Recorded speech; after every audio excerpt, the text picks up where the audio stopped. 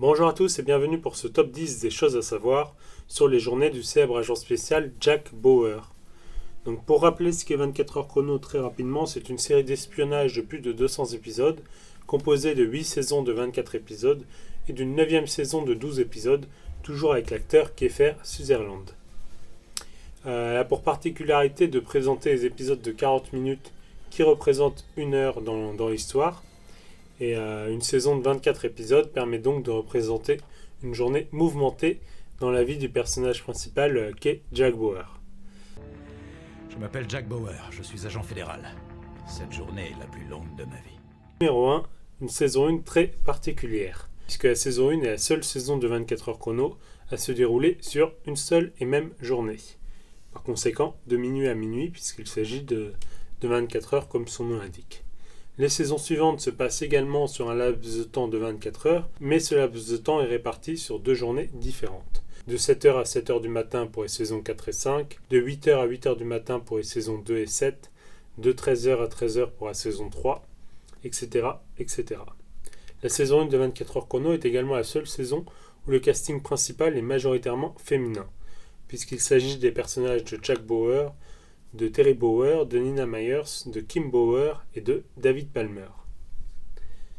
La saison 1 a également pour particularité de faire apparaître l'ensemble des personnages du casting principal dans les 24 épisodes et à ne faire apparaître aucun non-membre de ce casting principal dans les 24 épisodes.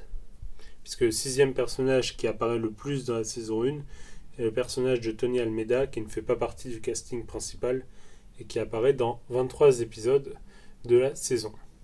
Dans les saisons suivantes, on retrouvera des personnages qui, bien que ne faisant pas partie du casting principal, apparaissent dans les 24 épisodes, comme le personnage de Michelle Dessler de la saison 2, de Wayne Palmer de la saison 3, ou encore de Edgar Stiles dans la saison 4. Numéro 2, le personnage de David Palmer, qui a pour particularité d'être le seul personnage en plus de Jack Bauer à apparaître dans l'intégralité des épisodes des 3 premières saisons. Kiefer Sutherland devient donc le seul acteur à apparaître dans tous les épisodes de 24 heures chrono dans le premier épisode de la saison 4. David Palmer est également le seul personnage en plus de Jack Bauer à avoir son nom de personnage crédité dans l'ensemble des résumés des 3 premières saisons. Parce qu'il faut savoir qu'à chaque résumé d'épisode de 24 heures chrono, il y a un certain nombre de noms de personnages qui sont crédités au début de l'épisode, enfin qui sont simplement affichés sur l'écran, comme pour marquer, on va dire, une phrase marquante, un moment marquant, une importance du personnage dans cet épisode. Et sur les 3 premières saisons, dans chacun des épisodes, on retrouve systématiquement les personnages de Jack Bauer et de David Palmer. Pour les autres personnages, c'est variable, généralement il y en a 4 ou 5 de crédité dans chaque résumé d'épisode. De 9h à 10h du matin. Notre fils est accusé de meurtre. C'est trop grave pour être caché. Nous devons contrôler quand et comment cette histoire émergera. Je me suis déjà occupé des preuves contre Kiss. Occupé? Mais comment ça? Vous n'avez pas besoin de le savoir. Monsieur Drazen? Je voudrais savoir pourquoi l'affaire David Palmer n'a toujours pas été résolue. Mon frère et moi sommes très déçus. Nina Myers, cellule antiterroriste. Nina, c'est moi. La police a cerné tous les alentours. Je ne peux rien faire pour aider Terry si je ne leur échappe pas. Il y a du nouveau. La division nous envoie Alberta Green. Bonjour, Nina. Bonjour, Alberta. Je vous passe Jack. Salut ma chérie. Ça va? Donc le personnage de David Palmer dans les 3 premières saisons, il était quasiment aussi important que le personnage de Jack Bauer. Numéro 3, le personnage de John Killer. Alors John Killer, c'est tout comme David Palmer, c'est également un président des États-Unis dans l'univers de 24 heures chrono. Et c'est le seul président dans cet univers, dans 24 heures chrono, à ne pas être crédité, à ne pas avoir son nom de personnage crédité dans le résumé d'un épisode. Tous les autres présidents de 24 ont au moins une fois leur nom de personnage crédité dans le résumé de l'épisode précédent. Voilà, donc John Killer a un peu cette particularité inverse par rapport à David Palmer. J'en suis bien conscient. Mais si vous n'avez pas de solution, à quoi bon en discuter davantage?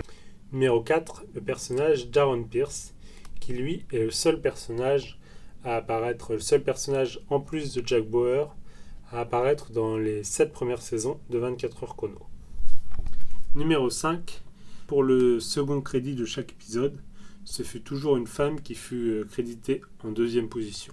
Il s'agit des actrices Leslie Knope, Sarah Winter, Elisha Cuthbert, Kim Raver, Marine Ragshrub, que je me souviens, il doit y avoir Sherry Jones et il me semble Yvonne Strahovski. Numéro 6, les présidents dans 24 heures chrono. Alors la série 24 heures chrono présente pas mal de présidents fictifs, 8 au cours de la série, mais elle mentionne aussi plusieurs présidents réels, comme George Washington, John Adams, Abraham Lincoln, Theodore Roosevelt, Franklin Roosevelt, Harry Truman, John Kennedy et Ronald Reagan, qui sont, si je ne me trompe pas, respectivement, les premiers, seconds, 16e, 26e, 32e, 33e, 35e et 40e présidents des États-Unis. Numéro 7, le nombre de personnes tuées par Jack s'élève à plus de 300 dans la série, ce qui fait une moyenne de 34 par saison. Chiffre qui augmentera au fur et à mesure des saisons, puisque si ce chiffre moyen est de 34, le nombre de personnes tuées par Jack Bauer au cours de la saison 1 n'est entre guillemets que de 10 personnes. Donc ça augmente beaucoup au fur et à mesure des saisons. Numéro 8, les saisons 3 et 4 sont pour particularité d'être les seules saisons consécutives où le casting principal, à l'exception de Kiefer Sutherland, est entièrement renouvelé.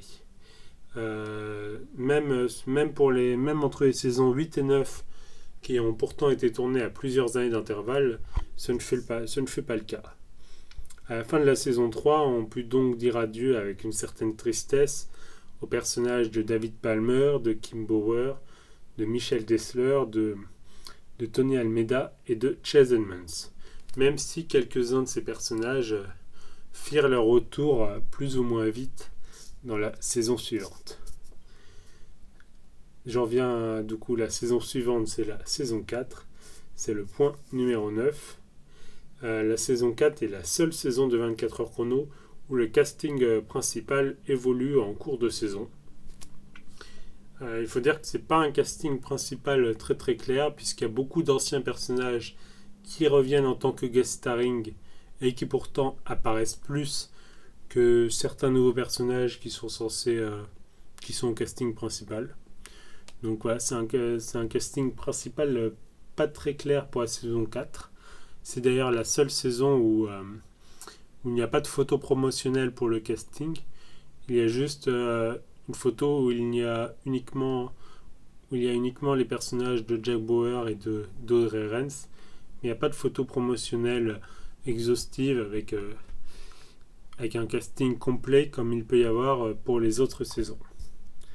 Numéro 10, la saison 3 qui détient un record. Le record du nombre de personnages à apparaître dans l'intégralité des 24 épisodes. Puisque dans la saison 3, il y a 8 personnages qui apparaissent dans les 24 épisodes de la saison. Donc ces 8 personnages sont Jack Bauer, Kim Bauer, Tony Almeida, Michel Dessler, Chase Edmonds, David Palmer, Wayne Palmer et Chloé O'Brien. On a fait 10 numéros, donc petit bonus, le personnage de Carlos Bernard est le seul qui est Carlos Bernard, qui, je le précise, est l'interprète de Tony Almeida, est le seul personnage à retourner dans le casting principal après être sorti du casting principal pour être crédité en tant que guest starring.